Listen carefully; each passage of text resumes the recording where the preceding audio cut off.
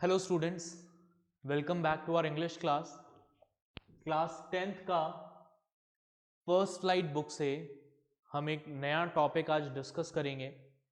Poem है, poem का नाम है अ टाइगर इन द जू। ठीक है, इससे पहले कि हम इस पोएम को स्टार्ट करें, मैं आप लोगों से कुछ बेसिक चीज़ें पूरी करने के लिए कहूँगा। तो सबसे पहला काम आप ये करें कि अपनी बुक अपने हाथ में रखें, एक रजिस्टर अपने हाथ में रखें अलॉन्ग विद अ पेन, ताकि आप जो भी इंपॉर्टेंट चीज़ें इस पोएम के बारे में नोट करनी है उसको नोट कर सकें। ठीक है, इतना काम आप कर लीजिए, उसके बाद इस वीडियो को आगे कंटिन्यू करें। Clear? Okay, so I hope आप सब लोगों ने बुक, रजिस्टर और पेन अपने पास रख लिया होगा। ठीक है, स्टार्ट करते हैं इस पोएम को अ टाइगर इन द जू। ठीक है, सबसे पहले पोएम का हम इंट्रोडक्शन समझेंगे कि ये पोएम किस बारे में है। उसके बाद हम पोएम पढ़ेंगे और पोएम पढ़ने के बाद पोएम के थीम को, जो बोर्ड पर आपके सामने लिखी हुई है, उस थीम को डिस्कस करेंगे। क्लियर? तो स्टार्ट करते हैं इंट्रोडक्शन से। A tiger in the zoo is a lovely poem by Leslie Norris. ये एक बहुत ही ब्यूटीफुल सी पोएम है जिसे लिखा है लेस्ली नॉरिस ने। This poem contrast a tiger in the zoo to the tiger in its natural habitat. ठीक है, इस पोएम में पोएट ने क्या किया है, दो अलग अलग टाइगर्स को कंपेयर किया है। कौन कौन से टाइगर्स को कंपेयर किया है? उस टाइगर को जो जू में रहता है और उस टाइगर को जो जंगलों में रहता है। दोनों की सिचुएशन के बीच में जो डिफरेंस है, जो कंट्रास्ट है, उस कंट्रास्ट को पोएट ने इस पोएम में प्रेजेंट करने की कोशिश की है। The poem moves from the zoo to the jungle and back again to the zoo. इस पोएम को कुछ इस तरीके से लिखा गया है कि पहले पोएट जो है वो जू के टाइगर का डिस्क्रिप्शन देती है, फिर वो जंगल के टाइगर के बारे में एक्सप्लेन करती है और फिर वापस से जू के टाइगर के बारे में बताती है। In his natural surroundings the tiger is happy and joyful. Poet हमें इस पोएम में बता रही है कि जो टाइगर है, जब वो टाइगर अपने नेचुरल हैबिटेट में होता है, अपने नेचुरल सराउंडिंग में होता है, मतलब कि जंगल में होता है, तो उस समय वो टाइगर बहुत हैप्पी और जॉयफुल, खुश होता है। बट इन अ केज, लेकिन एक पिंजरे में, एक केज में, he is full of rage and trouble. ठीक है, वो बहुत ज्यादा परेशान रहता है, बहुत ज्यादा गुस्से में रहता है। The poem shows the great importance of freedom. ये पोएम हमें क्या बताती है? ये पोएम हमें फ्रीडम की इंपॉर्टेंस बताती है। क्लियर? चलिए आगे बढ़ते हैं। हम अब इस पोएम को लाइन बाय लाइन रीड करेंगे और उसके बाद पोएम की थीम को डिस्कस करेंगे। तो अपनी बुक ओपन करें और मेरे साथ रीड करें। This poem contrasts a tiger in the zoo with the tiger in its natural habitat. The poem moves from the zoo to the jungle and back again to the zoo. वही चीजें हैं जो मैंने आपको introduction में बताई है।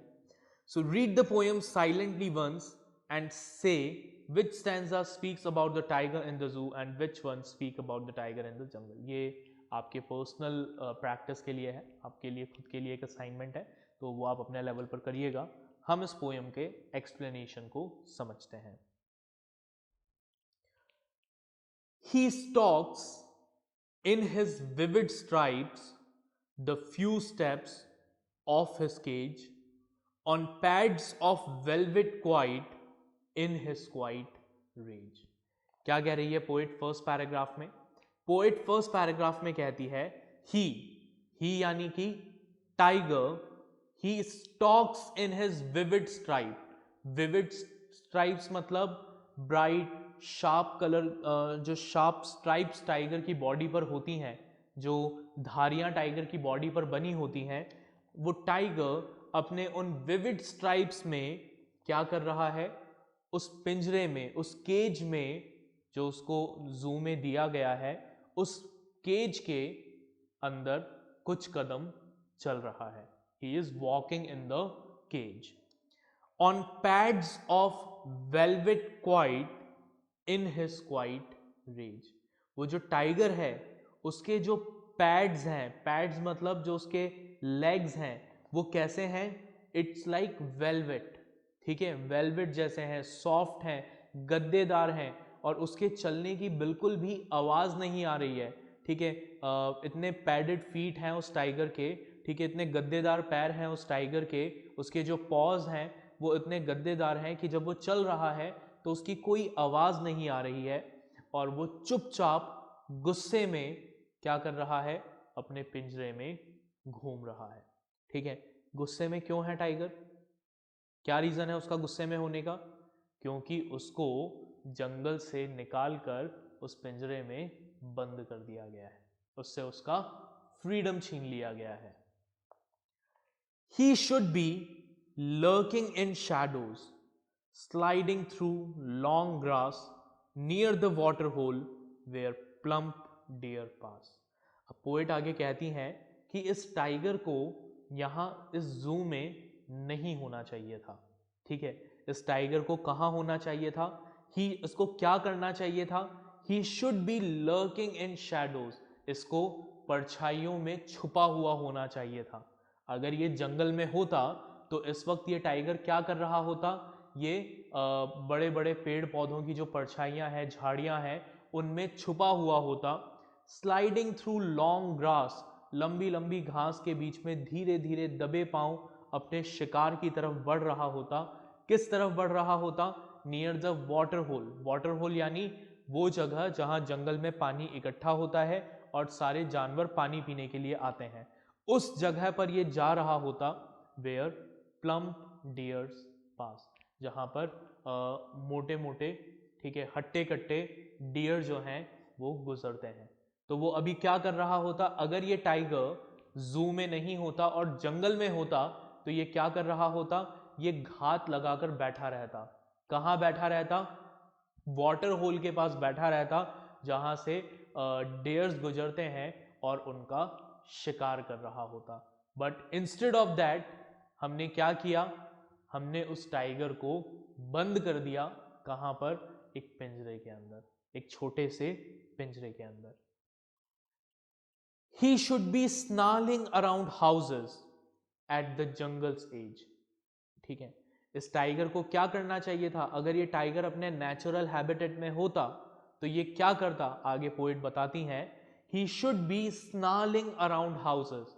Snarling का मतलब होता है make an angry warning sound, एक गुस्से से तेज वार्निंग साउंड निकालना, ठीक है, कि ये तेज वार्निंग साउंड निकाल रहा होता।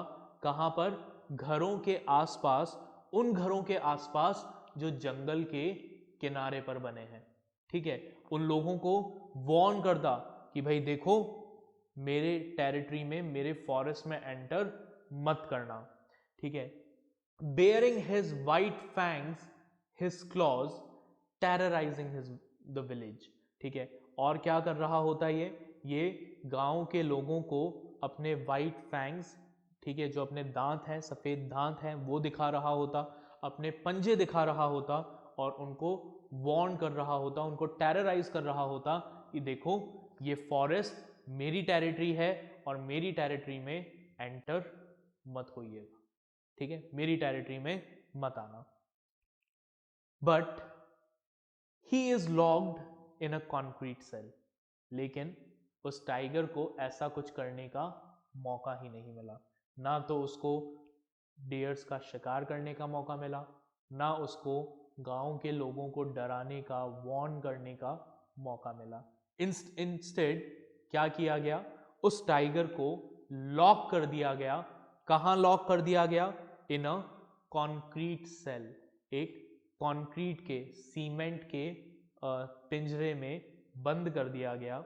हिज स्ट्रेंथ बिहाइंड बार्स, उस टाइगर की जो ताकत थी उस ताकत को दबा दिया गया, ठीक है, उस ताकत को खत्म कर दिया गया, उसको सलाखों के पीछे डालकर, बार्स के पीछे डालकर। Stalking the length of his cage, ignoring visitors. और अब जो टाइगर है वो बेचारा हेल्पलेस है, उसकी जो स्ट्रेंथ है वो उसके किसी काम की नहीं है। वो क्या कर रहा है? वो सिर्फ अपने पिंजरे के चारों तरफ चक्कर लगा रहा है गुस्से में।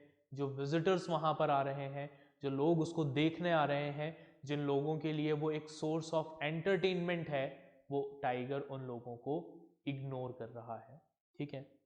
He is not at all happy in that cage. He hears the last voice at night. रात को वो टाइगर आखिरी आवाजें सुनता है, ठीक है। द पेट्रोलिंग कार्स, किस चीज की आवाजें सुनता है? ठीक है, कार्स की आवाजें सुनता है, उन कार्स की आवाजें सुनता है जो क्या कर रही हैं? पेट्रोलिंग कर रही है। पेट्रोलिंग मतलब गश्त दे रही है। पुलिस की जो गाड़ियां होती है ना, जो गश्त करती है, पूरे एरिया में घूमती है, ठीक है, वो उन कार्स के सायरन को सुनता है। And stairs with his brilliant eyes, अपनी चमकदार ब्रिलियंट आईज से किसकी तरफ देखता है? घूरता है एट द ब्रिलियंट स्टार्स, आसमान में चमकते हुए तारों को, ठीक है। तो बेसिकली फर्स्ट पैराग्राफ में पोएट जो है वो जू के टाइगर के बारे में बता रही है हमें कि टाइगर जो है वो अपने पिंजरे में चक्कर लगा रहा है, ठीक है, उसके पैर जो हैं वो बहुत ही सॉफ्ट हैं, पैडेड हैं, ठीक है, and he is very angry, और वो टाइगर क्या है? गुस्से में है और गुस्से में चक्कर लगा रहा है। फिर उसके बाद सेकेंड और थर्ड पैराग्राफ में पोएट जो है वो क्या करती है? हमें डिस्क्रिप्शन देती है किसका? उन टाइगर्स का जो अपने नेचुरल हैबिटेट में है, ठीक है, यानी जंगल में है, ठीक है। जो जंगल के टाइगर हैं वो क्या करते हैं?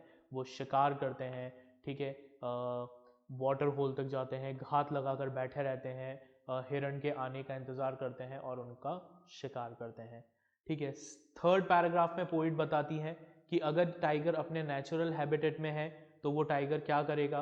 वो एंग्री साउंड निकालेगा, ठीक है, गांव के लोगों को वार्न करने के लिए कि आप मेरी टेरिटरी में एंटर मत होइएगा। उनको अपने दांत, चमकीले दांत दिखाएगा, अपने पंजे दिखाकर उनको टेरराइज करेगा।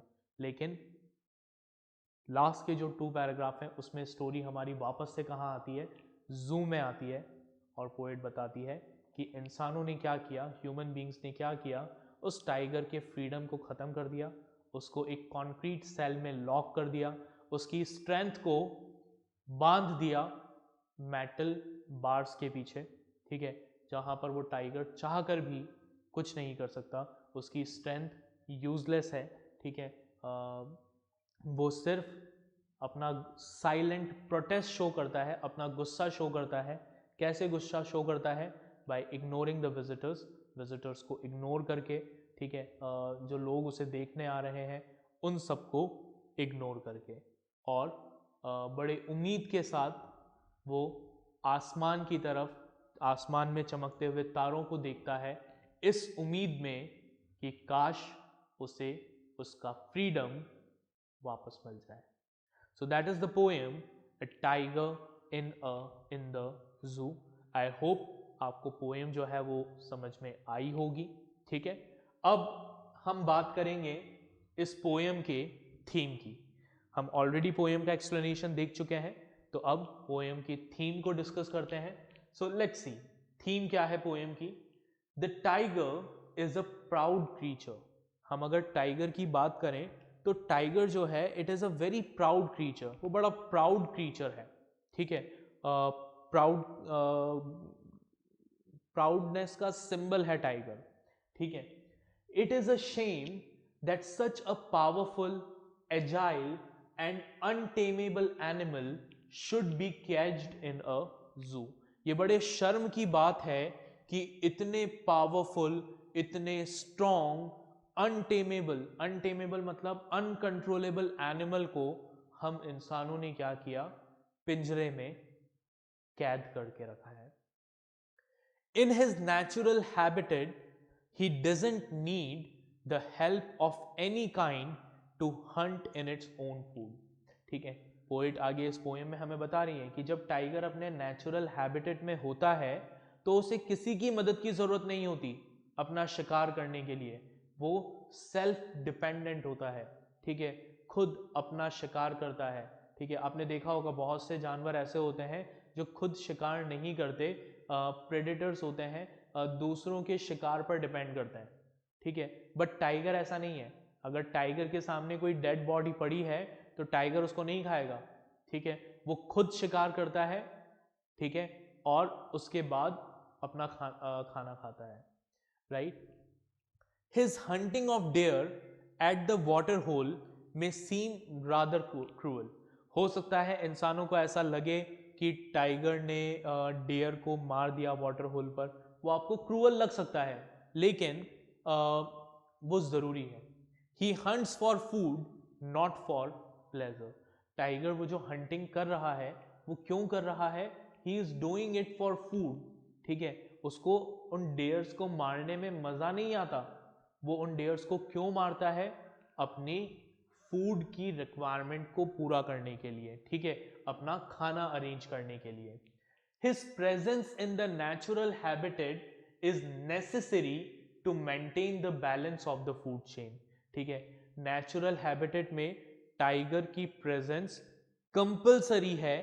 क्यों कंपलसरी है, इसलिए कंपलसरी है ताकि फूड चेन का बैलेंस मेंटेन रहे।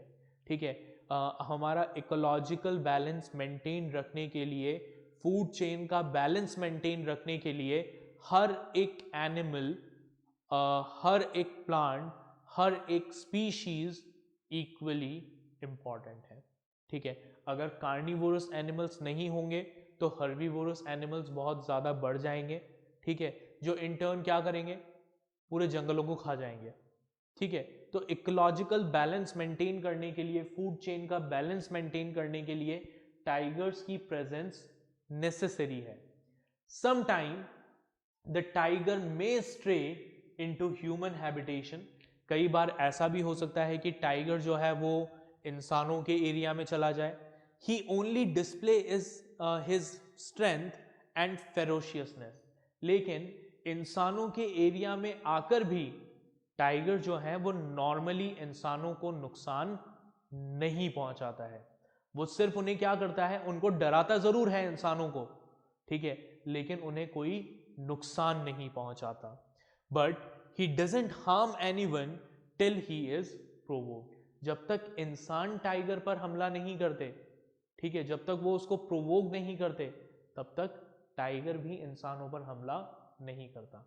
ठीक है, और सिर्फ टाइगर ही क्या, आप किसी भी एनिमल को देख लीजिए, कोई भी एनिमल, कोई भी वाइल्ड एनिमल इंसानों को तब तक अटैक नहीं करता है जब तक कि आप उसके साथ कोई छेड़खानी ना करें। ठीक है, आप एनिमल को उनके हाल पर छोड़ दीजिए and they will not harm you. ठीक है, उनको कोई मज़ा नहीं आता है इंसानों को नुकसान पहुंचाने में।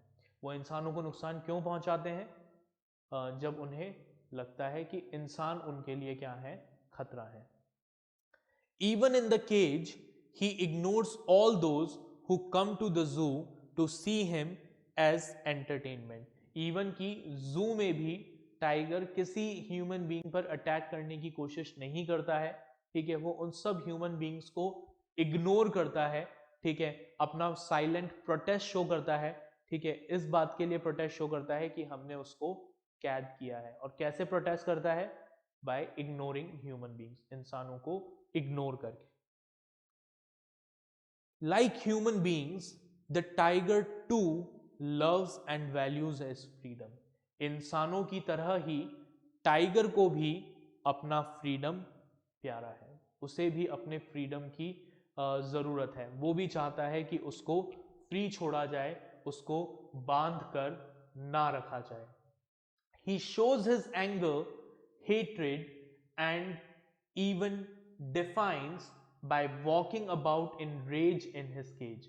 ठीक है, अब टाइगर कुछ कर तो सकता नहीं है, हमने उसको कैद कर लिया, ठीक है, उसकी पावर को सप्रेस कर दिया, तो वो अपना गुस्सा, अपनी नफरत कैसे दिखाता है? By walking in rage in his cage, गुस्से में अपने पिंजरे में घूम घूम कर वो अपना गुस्सा दिखाता है। अब पोएट जो है वो इस पोएम के थ्रू हमें एक बहुत ही सिंपल सा मैसेज देना चाहती है, और वो मैसेज ये है that human progress should not be at the cost of destroying the natural habitats of untamable and proud animals like the tiger. इंसानों को प्रोग्रेस करना चाहिए, इंसानों की प्रोग्रेस सही है, अच्छी बात है, लेकिन that progress should not be at the cost of destroying the natural habitat of wild animals, ठीक है, लेकिन वो प्रोग्रेस वाइल्ड एनिमल्स के नेचुरल हैबिटेट को डिस्ट्रॉय करके नहीं होनी चाहिए। आप देखिए हम ह्यूमन बीइंग्स इतने सेल्फिश हो गए हैं अपने डेवलपमेंट में, अपनी ग्रोथ में, कि हमने नेचुरल हैबिटेट्स को, वाइल्ड एनिमल के जो नेचुरल हैबिटेट्स हैं उनको डिस्ट्रॉय करना स्टार्ट कर दिया, फॉरेस्ट को तबाह कर दिया, और इस वजह से देखिए कई सारे एनिमल स्पीशीज़ ऐसे हैं जो या तो एक्सटिंक्ट हो चुके हैं या फिर एक्सटिंक्ट होने के कगार पर खड़े हैं, ठीक है। टाइगर इज अमंग दैम, ठीक है, कुछ 1500 1400 1500 टाइगर्स बचे हैं इस दुनिया में। तो इंसान को प्रोग्रेस करनी चाहिए, but that progress should not be at the cost of destroying the natural habitat of wild animals. तो पहली चीज़, पहला मैसेज तो यही है कि हमें अपने डेवलपमेंट के लिए वाइल्ड एनिमल्स के नेचुरल हैबिटेट को ख़त्म नहीं करना चाहिए। एंड सेकेंड मैसेज जो हमें इस पोएम से मिलता है, वो सेकेंड मैसेज ये है कि हमें अपने एंटरटेनमेंट के लिए वाइल्ड एनिमल्स का फ्रीडम नहीं छीनना चाहिए, ठीक है। जस्ट बिकॉज हम टाइगर्स को देखकर एंटरटेन होना चाहते हैं, हम वाइल्ड एनिमल्स को देखकर एंटरटेन होना चाहते हैं, इसका मतलब ये नहीं है कि हम उनको कैद करके रखें, ठीक है। That should not happen. They should be given an opportunity, in wild animals को अपॉर्चुनिटी मिलनी चाहिए कि ये अपनी लाइफ फ्रीली अपने तरीके से इंजॉय करें, जिए, ठीक है। So that is the message which this poem gives, ठीक है। अब मैं बोर्ड के सामने से हट रहा हूं, ठीक है। पोएम का जो इंट्रोडक्शन और थीम है, आप इसको वीडियो को यहाँ पर पॉज करके नोट डाउन करेंगे, and after that we will discuss about the style of this poem, कि ये पोएम किस तरीके से लिखी गई है, ठीक है।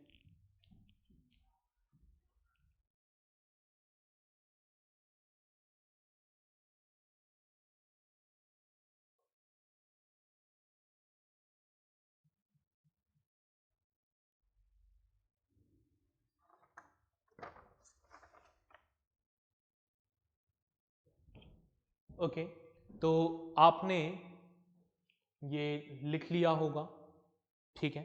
अब हम आगे इस पोएम के स्टाइल के बारे में बात करेंगे, बट स्टाइल के बारे में डिस्कस करने से पहले मैं बोर्ड को एक बार क्लीन कर देता हूँ, ठीक है। उसके बाद हम पोएम की राइटिंग स्टाइल डिस्कस करेंगे।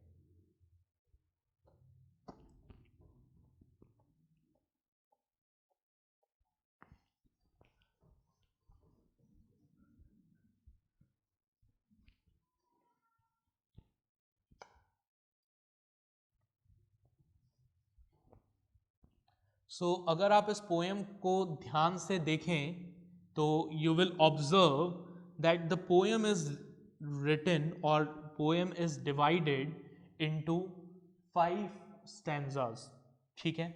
हमारी जो पोएम है वो 5 डिफरेंट डिफरेंट स्टैंजाज में डिवाइडेड है, ठीक है।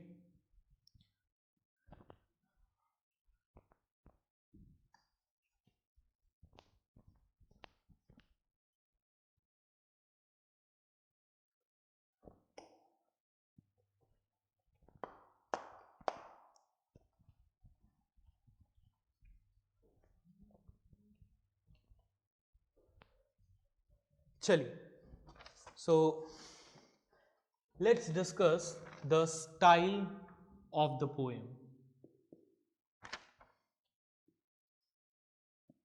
ठीक है, इस पोएम का राइटिंग स्टाइल क्या है? So let's see. The poem consists of 5 stanza. ठीक है, 5 स्टेंजा है पोएम में। Each is made of 4 lines. और हर स्टेंजा में कितने लाइन्स हैं? 4 लाइन्स हैं। ठीक है,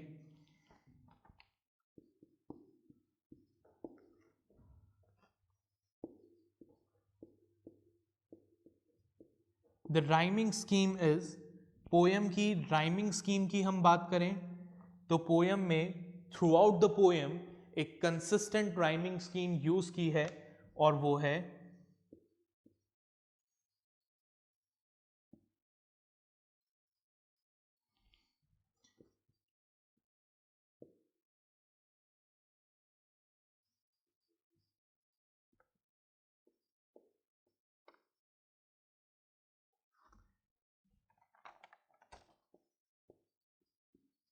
A B C B, A B C B.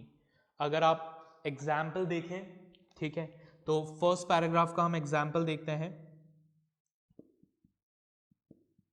Stripes,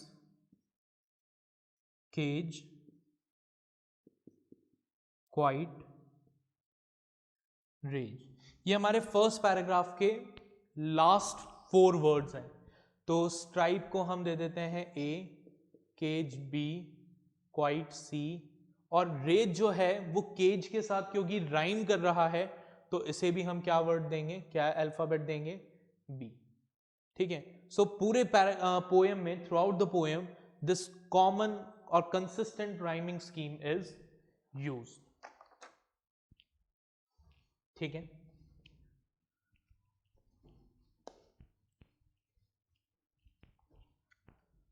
third, तीसरी इंपॉर्टेंट बात,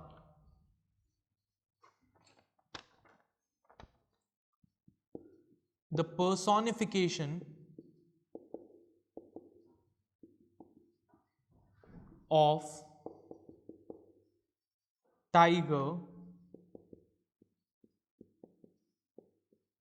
is evident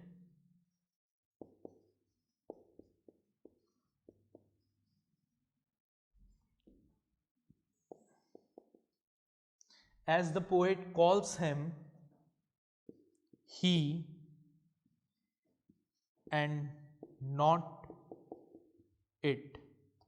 ठीक है, पोएम में टाइगर को पर्सोनिफाई किया गया है, मतलब ह्यूमन एलिमेंट्स दिया गया है, इसको टाइगर को एक ह्यूमन बीइंग की तरह ट्रीट किया गया है। और ये हमें कैसे पता लगता है? ये हमें इस बात से पता लगता है कि पूरी पोएम में पोएट ने टाइगर के लिए ही, हिज वर्ड यूज किया है, ना कि इट। ठीक है,